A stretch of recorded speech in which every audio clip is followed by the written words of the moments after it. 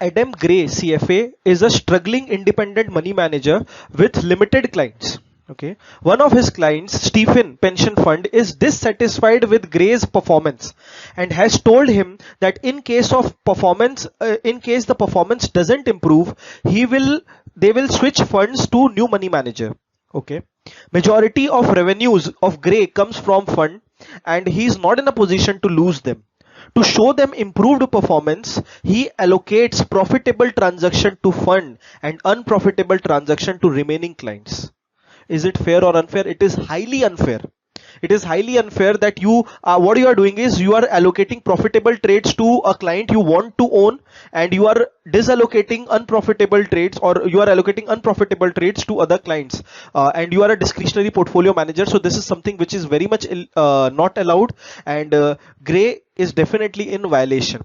If you recall standard 3B, then there also we discussed that in such situations allocating trades should be fair, because in a day it may so happen that client advisor keeps on executing trades. However, at the end of the day, the allocation of trades should be done in a fair and equitable manner, so which is, I think, not being done over here. So Gray definitely is in violation. Let's see what are the options we have.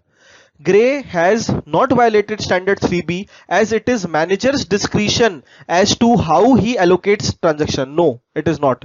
So it is obviously his discretion, but the discretion should be executed in an impartial manner.